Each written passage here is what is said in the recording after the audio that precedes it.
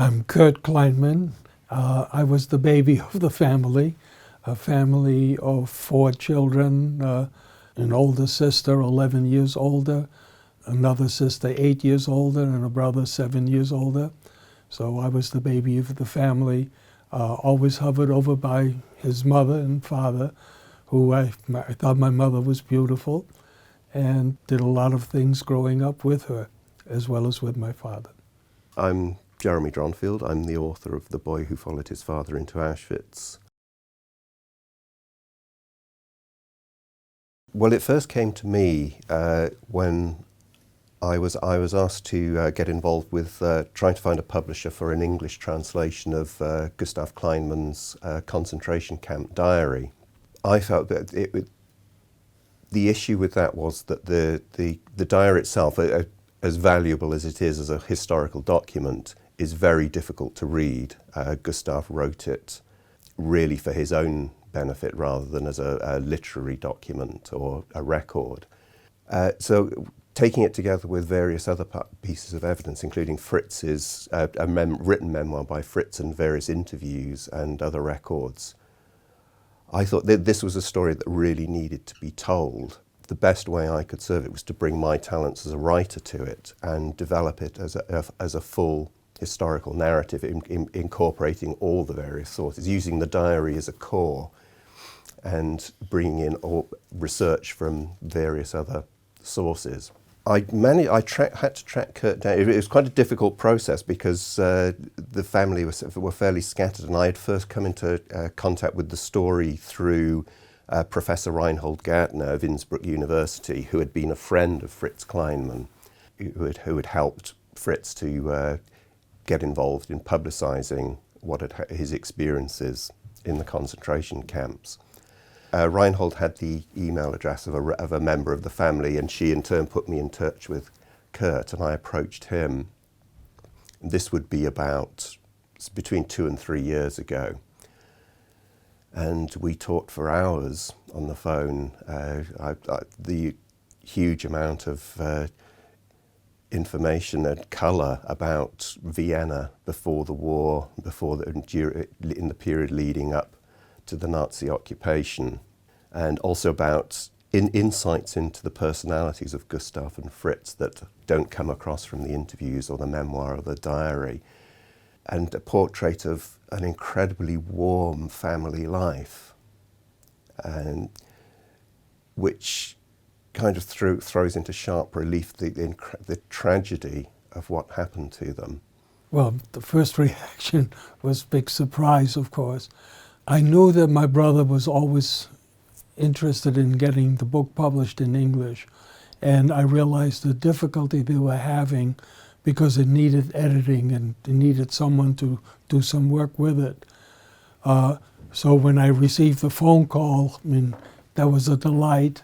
And of course, then when he asked me the questions, it sort of brought back a lot of memories that I haven't thought about for years. When I first read the draft, I knew obviously what happened to my mother, that she was murdered and so on, but I never knew how. And the first time when I read what Jeremy felt was the way it may have happened and so on, that was really a blow to me. That was the worst thing in my mind when I read the whole book and so on. My memories of Vienna as a child are outstanding and fantastic. I had a wonderful boyhood. We were kids. We lived across the street from a market. The market was our playground.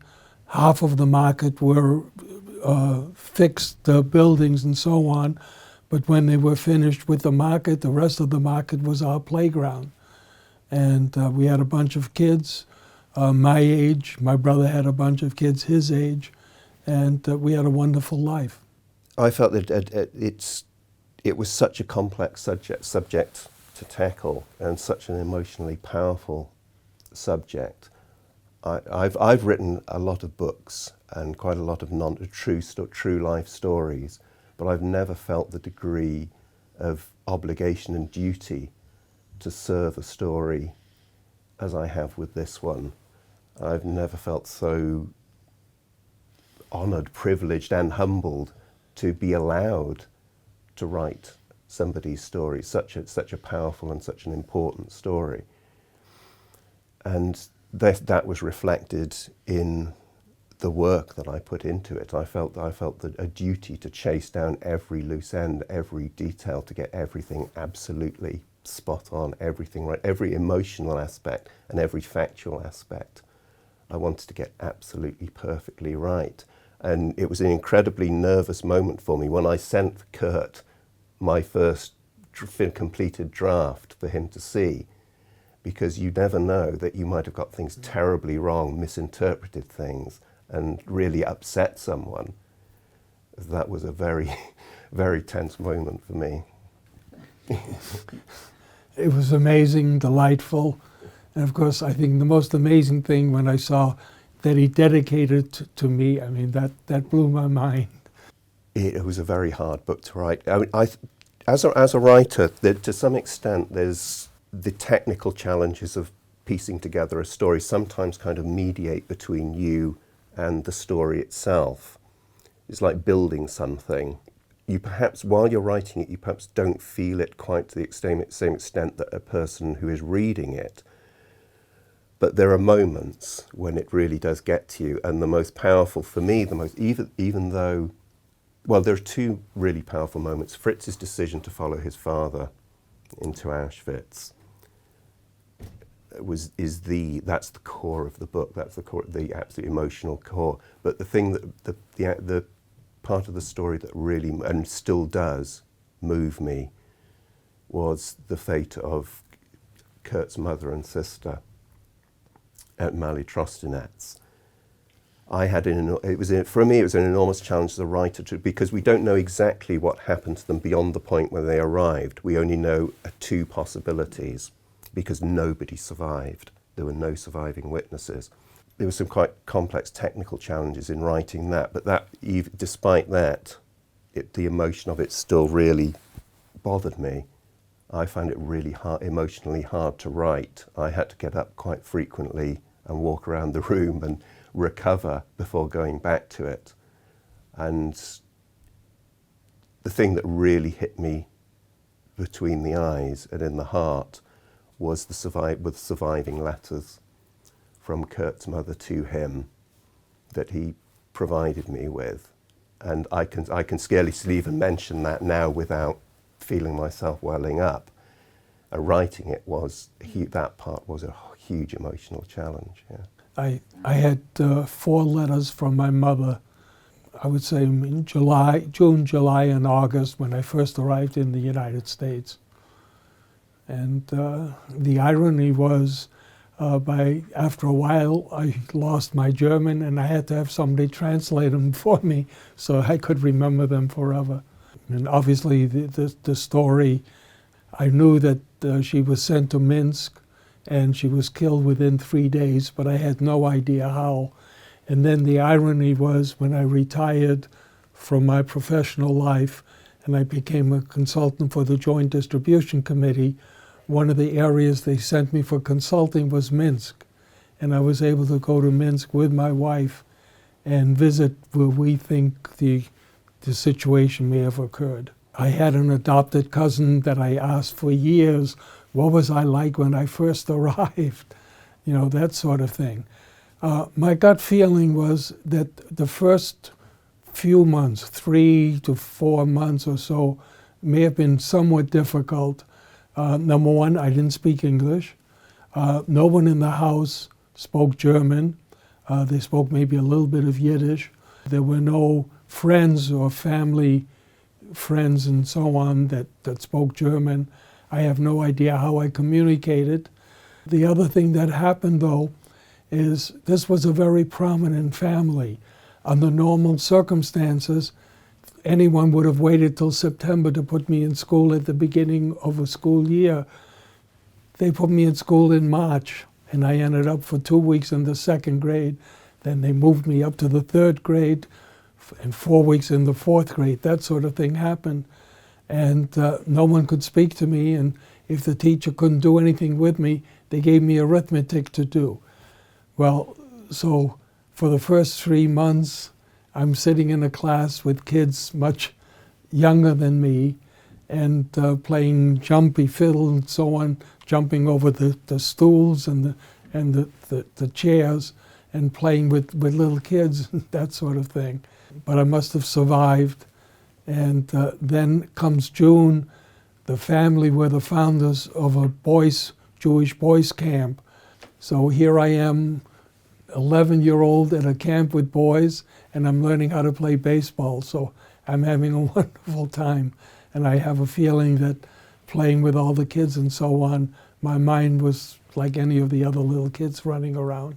Well, initially, I had to think long and hard about how this book was going to be written. All I had to go on was Gustav's diary and a very short memoir written by Fritz. And between the two of them, they didn't really contain enough information to make a really coherent book. So I'm a novelist originally, and I did seriously consider for quite a long time that the best way to do justice to the story would be to fictionalize it. But then I researched it more deeply and managed to uncover more and more material, and it all began to take shape. And I realized that I've actually got more than enough material to make an entirely 100% factual account. So then there were a lot of quite difficult technical choices to make. The one thing that was always in my mind was to keep it simple and to just let the story and the characters and the emotions speak for themselves. I tend to be quite a descriptive writer, but I felt that I took taking writers like Elia Wiesel and Primo Levi as a kind of the ideal of Holocaust writing. I wanted to keep it clean, simple, straightforward. As I say, just let the facts speak for themselves. They don't need any emphasis or any elaboration. It's just there. It's enormously powerful. What I've enjoyed was the flow of the story as Jeremy developed it, of how, for example, he'll talk about my brother doing something, and then all of a sudden my brother says, Kurt, follow me. And all of a sudden I appear in the story, and then he writes about me. And it's that flow, and then the same thing from the concentration camp to all of a sudden to a non-concentration camp of family history, or me getting lost in the park for some reason or other. And the way Jeremy flowed those stories together, it was a delight reading it. It was more emotional reading certain parts of what my brother, what happened to him under certain circumstances, the death of my mother and my sister, that sort of thing. That was more emotional, and just reading it, again, your tears swell up and that sort of thing. This picture was taken shortly after Hitler annexed Austria. So it must have been taken probably the summer of 1938. And all I know is my mother said, everybody get dressed. And I don't know where she got the sailor outfit for me. I can't remember it. And we went out and we had a picture taken. And it must have been her feeling that could be the picture that might be of the family. That's the last time we might be all together. No, all the interviews were actually over the phone and in writing. Today is actually the first time we've met in person. Even though we've got to know each other so well over the years, it's our first meeting in person, and which for me is wonderful. Yeah, and then eventually, I think I asked Jeremy, I said, can you give me a number of questions, besides talking on the phone and that sort of thing? And eventually he gave me a list of questions, and I tried to answer them. And then the question was, when I read the draft, was there anything that I saw that I needed to correct and so on? And actually there was very little. It may have been my aunts, the names or something like that. But there was very little correction that I needed to make. Well, the things I really wanted to know, I wanted to be able to begin the story with the family in Vienna. So that was what I really wanted initially. That was the first big thing, was to create a really vivid impression of how the family lived together. It was a very close-knit family living in a very small apartment. And what Kurt told me was so warm and wonderful. It's really added to the story. It really underlined the dread and horror of what was done to the family, how they were torn apart.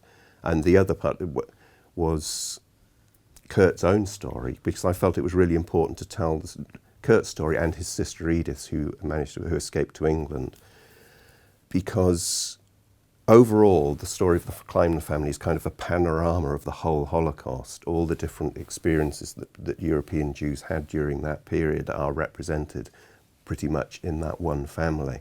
And I wanted the experience of the refugees to be part of the story, and how they were treated differently in America and in Britain. So that was a major thing that I needed from Kurt. So most of my questions were about that. I don't know whether you found it intrusive or invasive, or because I mean sometimes I think I probably pushed you quite hard for information, because I know that there are some parts that you find difficult to remember because of the trauma. I think it was more the difficulty of trying to remember, and my question was almost, if you give me those questions, will something bring back my memory? I came out in 1941, in March of 1941, and when I came to the United States, I never heard of anyone, any children, I never met any other children until this woman did research and learned there were 1,200 children that came to the United States unaccompanied without their parents during a difficult time. And the irony was, I always thought that I may have been the last one to get out alive. And then it's through her story I learned that there were people some children came out even after I did. Did you find really that you discovered new memories at all during this process? Did we unearth anything new that you had forgotten? I think it brought back memories because it made me think of the trip and that sort of thing. And it was interesting. I felt the memory that I had was pretty strong and very good. And I couldn't understand why one piece I have absolutely no memory, and within 24 hours, memory starts. And I couldn't understand that.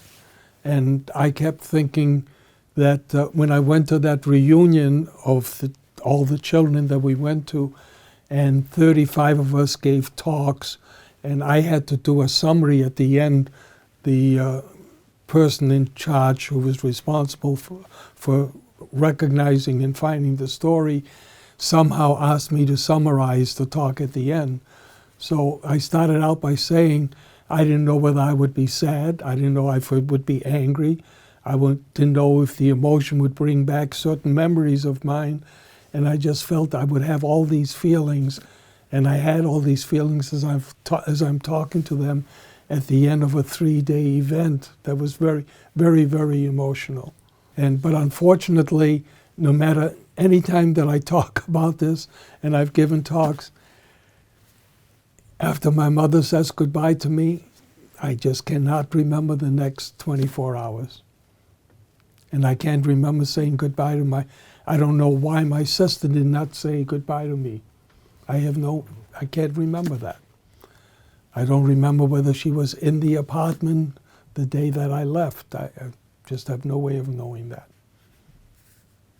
But you were never intrusive. I never felt, and I never had a problem with anybody asking me a question and me responding to it. It worried me sometimes that I was... Well, the other thing that it got me was the family that brought me up was such a prominent family. Anytime I did anything, I was in the newspaper. I mean, it's ridiculous. The first day I arrived, there's a picture of me in the newspaper. I remember I was interviewed on radio. I become a citizen, I'm in the newspaper. I get an award, I'm in the newspaper. you know, so the point I always made was, it's such a prominent family, I have to do whatever they expect of me, and I could never get into trouble because I couldn't do that to the family that brought me up. Yeah, I say we've got to get to know each other so well over all the correspondence and conversations. But I mean, for me, it was like meeting a celebrity because I've spent so much time trying to get inside Kurt's head and try to view the story from his point of view and recreate all that feeling, and writing about him, but taking the liberty of writing his story from his point of view. That for me, to meet somebody that you've done that for is really quite a powerful emotion. Yeah. And it's crazy. He mentioned celebrity. All my friends, as I left, you know, what it'll be like to speak to a celebrity when he comes home and that sort of thing. I don't have this feeling that I'm any kind of celebrity. I think I had a wonderful family. I was fortunate that 2 of us survived, were, you know, and fortunate that my father and my brother were rescued and so on. And unfortunately, I lost my mother and my sister. But I never had the feeling that I was a celebrity and that sort of thing. I had a wonderful professional career, and I have done publishing quite a bit in the professional literature, but I've never, and I've been rewarded for those things, but I've never really felt that I'm the celebrity just because I survived Hitler.